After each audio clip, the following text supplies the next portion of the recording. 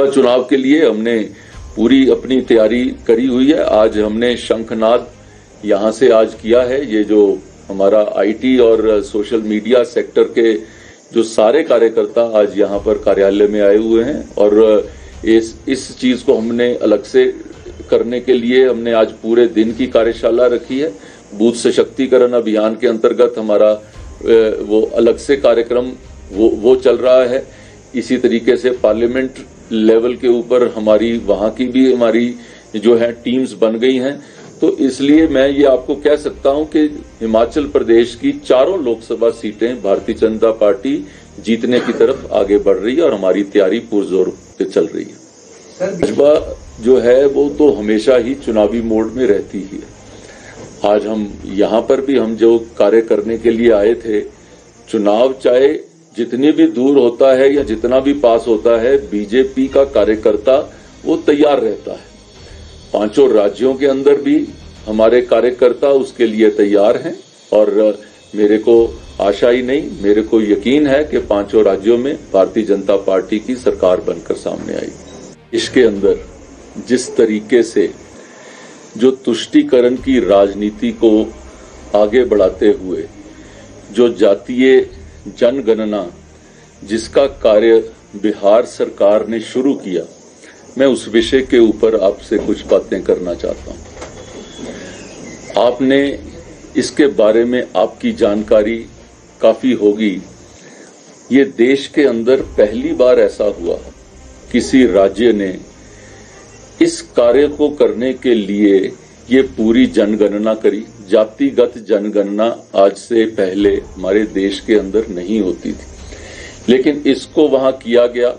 उसका क्या कारण है, उसके क्या तथ्य हैं, उसकी आउटकम क्या है और उससे वो क्या पाना चाहते हैं, ये चार विषयों के ऊपर अगर हम सब लोग विचार करते हैं तो ये मुझे लगता है कि अपने देश के साथ एक ध्रोह करने वाली बात है। अपने देश की एक जो बुनियादी जो इकट्ठता हमारी जो थी उसको चैलेंज करने वाली बात है।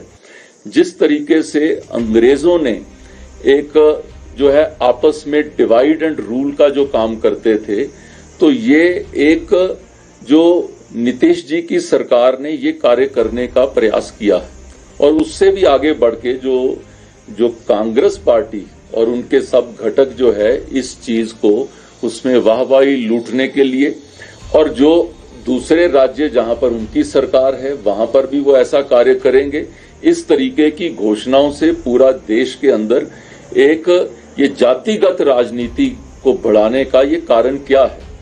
इस जो हिमाचल से जुड़ा हुआ कि यहाँ पर जिस तरीके से पिछले 10 महीने के अंदर जो कांग्रेस की सरकार जो लॉ एंड ऑर्डर की सिचुएशन, चाहे वो चंबा वाला विषय लें, चाहे हम हमीरपुर का विषय लें और चाहे ओवरऑल सारे यहाँ पे राज्य का विषय लें, आज हम चारों तरफ ऐसा महसूस कर रहे हैं कि आम जन भी जो इस सुक्खू जी के राजपाट के अंदर अपने आप को महफूज नहीं समझ रहा, जो सुरक्षित नहीं समझ रहा है। आज लॉ एंड ऑर्डर की स्थिति जो है इस पूरे राज्य के अंदर जो ऐसे लेवल पे चली गई है कि अगर उसको देखा जाए तो ये एक बहुत ही निम्न स्थिति पर है। हिमाचल के व्यक्ति, कई लोग इसको क्वेश्चन करते हैं, कई लोग ऐसा कोई बच्चा घर से बाहर जाता है तो उसको फोन करके पूछते हैं, उसके हालात जानने का प्रयास करते हैं, इस समय कहां पर है। तो इस तरीके से अगर देखा जाए, मुझे लगता है कि ये सरकार जो है वो जिन चीजों का वायदा करके यहाँ पर पहुंची थी, वो वायदे तो क्या पूरे करने थे, जो बेसिक चीजें थी। आज कर्मचारी वो उबाल पे हैं, आज आप शिक्षक देखें तो वो उबाल पे हैं, लॉ एंड ऑर्डर देखें तो आम आदमी जो उसमें तरस रहा है और जो प्रॉमिसेस किए थे वो कहते हैं सुभान अल्लाह, उसके ऊपर तो क्या क्या काम हुआ है वो आपके सबके सामने है। मेरा विषय आपके सामने इतना ही था। अगर आपका कोई सवाल